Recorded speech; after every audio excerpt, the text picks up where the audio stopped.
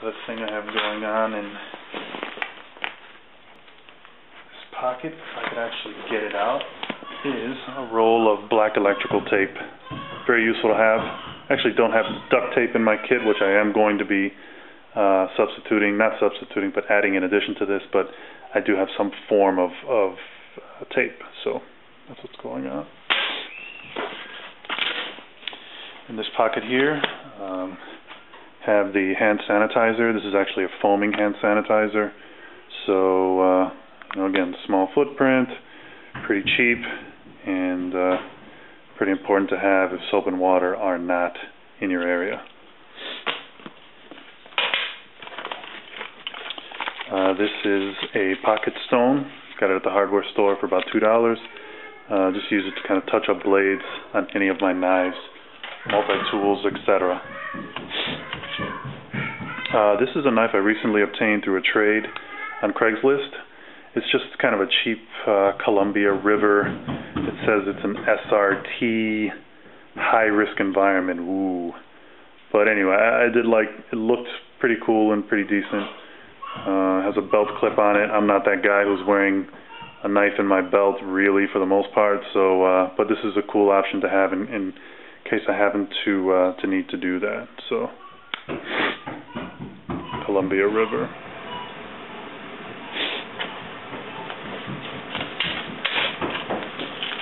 Another case of the Altoids, but these actually have mints inside. So, again, I'm not addicted to mints, but in the event that I need one or somebody around me needs two, here they are.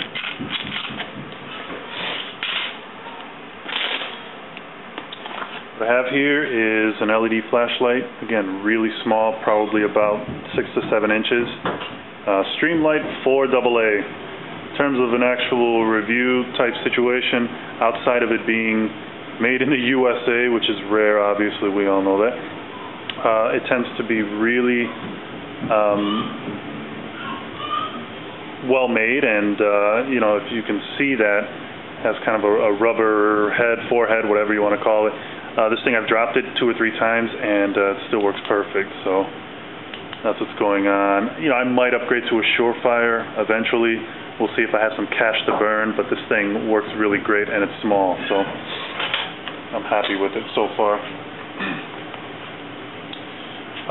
Here, I don't know if I'd call it my pride and joy. I just think this thing looks amazingly sweet. It's the Leatherman Skeletool CX. Again, in these types of bob bags or EDC or whatever it is that you may call it, a multi-tool is certainly indispensable. And, in terms of what this can do, I really like it, and I'm kind of a sucker for design.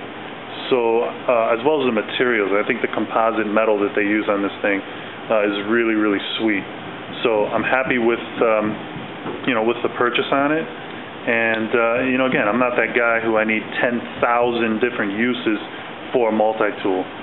Basic wire cutters, wire strippers, needle nose pliers,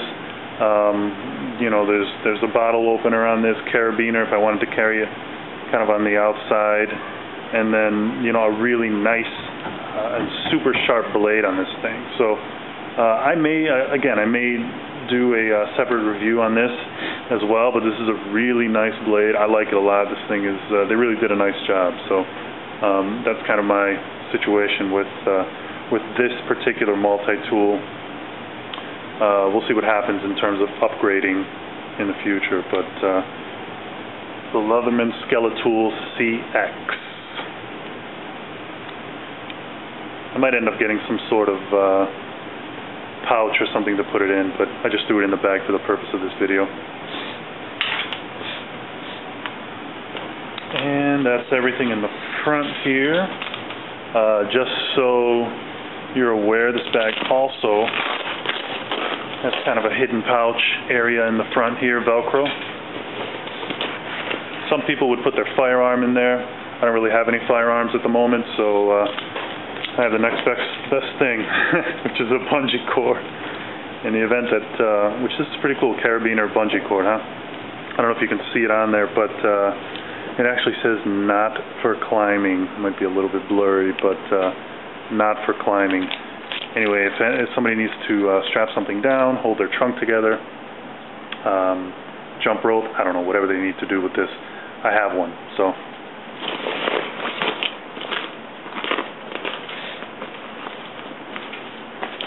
flipping the bag around,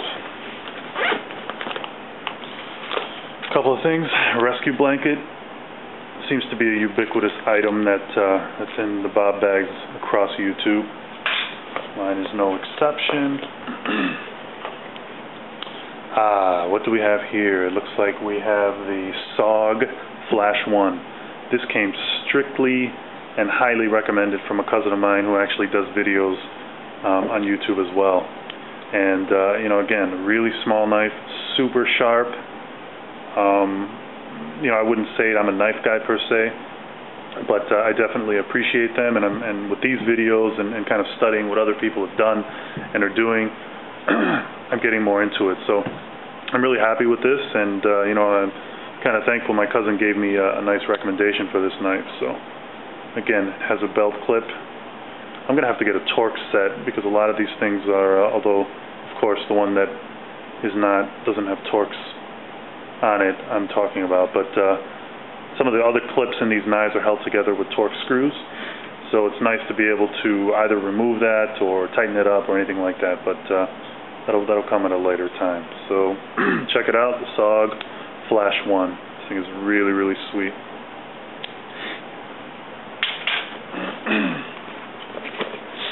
What I have here is a Johnson & Johnson upside down first aid kit.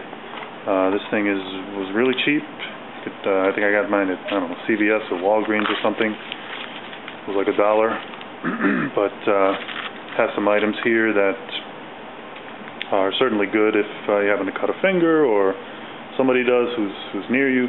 Obviously, if I needed a larger first aid kit, I would prepare, but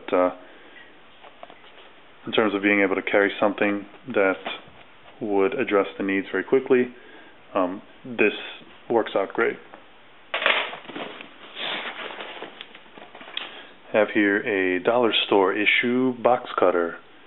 Has those kind of square rectangle razors that I had on the other side of the bag, but you know, again, I'm not that guy who's going to run around with a box cutter doing or saying whatever, but in the event that somebody needs to cut something, or I need to cut something, you know, I have this, and it was a real cheap solution. I got it in like a pack of 2 or 3 at the dollar store. Again, being the tech kind of obsessed person that I am, here's kind of a blast from the past, a floppy disk holder. I certainly don't use floppy disks at all today, but this tends to be a pretty decent waterproof solution for some smaller items. As you can see in there, there's some county com tweezers. Also, might not be able to make that out, but there's some fish hooks that are in there. I think I just need to throw some line in there. I just put this together very quickly, and I could, you know, switch out what's going on in this container. I mean, as well as the bag. These things are meant to be pretty dynamic. They're not meant to be static and collect dust. At least that's my impression. So I'll certainly switch something out of this if the situation calls for it, or if I think of something better or see something better. So that's what's going on. Really small footprint, and you know, it tends to be pretty waterproof, but if I wanted to ensure that even more, I could just wrap some tape around this thing. So going down the bottom area, have a Mora knife. This is a really great knife to just be able to kind of not be too concerned about breaking it, although I wouldn't intentionally do that, like opening a paint can or something crazy like that with a knife. But you know, it's not going to break my heart. I paid $7 to $9 for this thing on Amazon, and you know, it's not a fully forged type of thing, but it tends to be pretty strong and light, and hey, it matches the bag. That's great, huh? A nice cheap plastic holder over here. So that's the Mora knife. Another county com purchase. I had never seen anything like this until I was watching some of the videos, but it's a breacher bar. You know, of course I know about crowbars and things like that, but those things tend to be pretty big.